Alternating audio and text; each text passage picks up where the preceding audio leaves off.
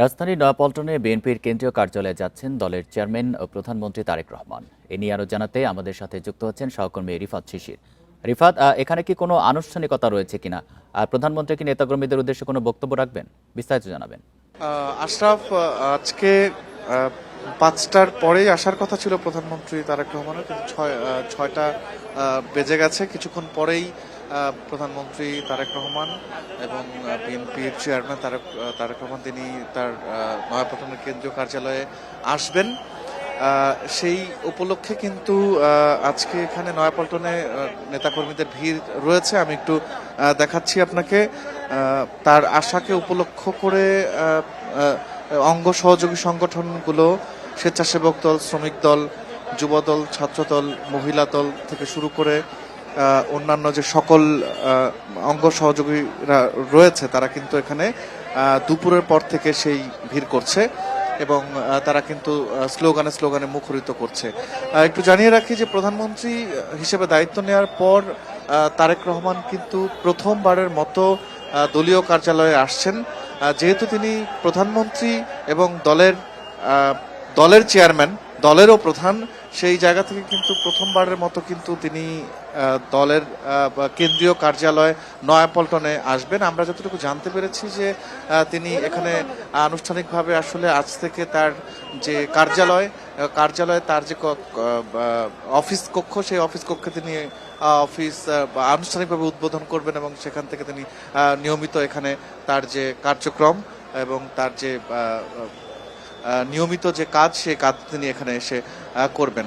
আমি একটু জানিয়ে রাখি যে এই কে কেন্দ্র করে আইনশৃঙ্খলা বাহিনী এক নিরাপত্তা বেষ্টিত রয়েছে এবং সেনাবাহিনী থেকে শুরু করে পুলিশ এবং বিজিবি বিভিন্ন সদস্যরা কিন্তু এখানে রয়েছে। যেহেতু একেবারে নটরডেম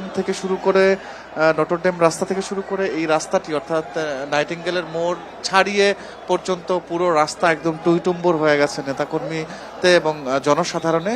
সেই কারণে কিন্তু আইনশৃঙ্খলা বাহিনী যথেষ্ট তৎপর রয়েছে। এখান থেকে এই রাস্তাটিতে গাড়ি চলাচল এখনো রয়েছে।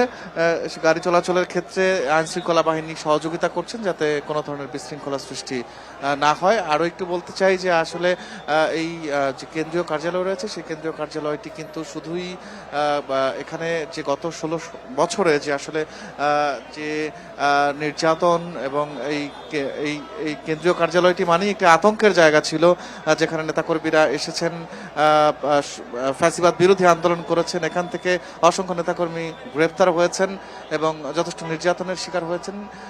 তাই এই কেন্দ্রীয় কার্যালয় কিন্তু শুধুই একটি রাজনৈতিক কার্যালয় নয়, এটি আসলে অনেকটা আবেগেরও একটি জায়গা।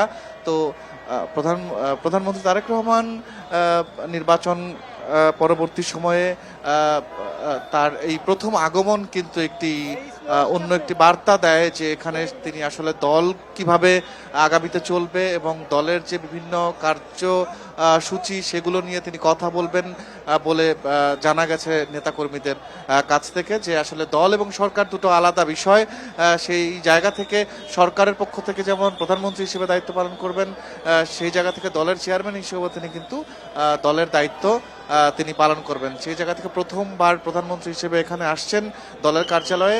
তিনি এখানে কিছু দলের যে কার্যসূচি, দলের যে কর্মপরিকল্পনা, সে নিয়ে তিনি একটু কথা বলবেন। তো এখন পর্যন্ত আমরা যতটুকু জানতে পেরেছি তিনি সংসদ ভবন থেকে রওনা হয়েছেন,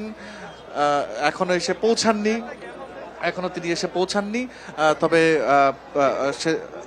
অঙ্গ সহযোগী সংগঠনগুলো কিন্তু অপেক্ষা করছে, স্লোগান দিচ্ছে এবং তারা কিন্তু মুখরিত করে রাখছে। তো এখন পর্যন্ত আসলে সবাই অপেক্ষা করছে প্রধানমন্ত্রী এবং বিএনপির চেয়ারম্যান তারেক রহমানের আসার অপেক্ষায়। সেই পর্যন্ত আমরা গণমাধ্যম কর্মীরা। নয়াপল্টন থেকে জানাচ্ছেন সহকর্মী রিফাত শিশির।